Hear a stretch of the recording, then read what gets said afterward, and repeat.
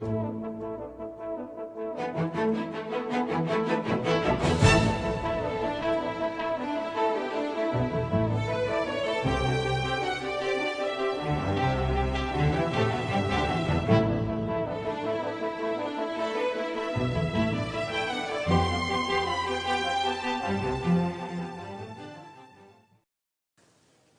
next lecture is called Your Health, Your Choice. And because that's really what we're going to talk about. We have many choices that we can make, and these affect what we will be like, what the probability of diseases will be, all of these parameters. Now, we are actually fearfully and wonderfully made. And it is surprising that the human being can take so much abuse and still survive.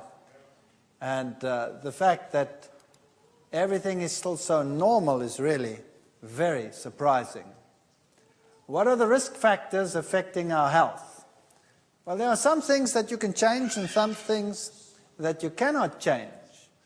For example, if the environment gets to be very polluted, you can't very well jump off the planet. You're sort of restricted to this place. But there are other things, again, which you can avoid, which I like to call monsters in our lifestyles.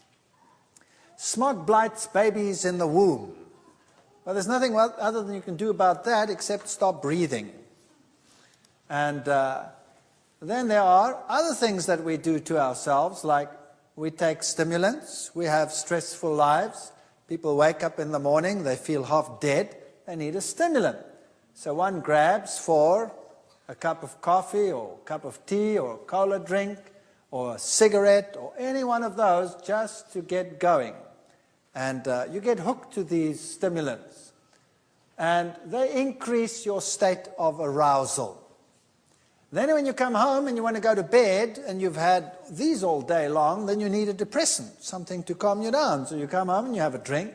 Some people have alcohol or spirits, some go for narcotics, some are hooked on medication, some take aspirins, or some just smoke pot, cannabis, marijuana, whatever. And then you can even have some people that try to opt out by using hallucinogens, LSD, ecstasy, any one of those, and if you're really down and out, you go for the inhalants. All of these have their problems. Let's first look at alcohol, generally speaking. If you want to have active natural killer cells, that's a type of immune cell that gobbles up aberrant cells, like cancer cells, for example, then it's good that you should actually have no alcohol. A bout of heavy drinking influences the ability of natural killer cells to destroy cancerous cells, that's been shown, and very small amounts of alcohol can also prevent these cells from actually changing or undergoing attacks or taking part in your immune capacity.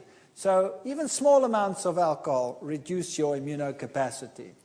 Cirrhosis is not something that only comes from heavy drinking. Women particularly can be prone to cirrhosis of the liver, even if small quantities are consumed. Here, for example, is a normal liver. Here is a cirrhotic liver. Notice the fat deposition. Children, for example, many can be born with what we call fetal alcohol syndrome.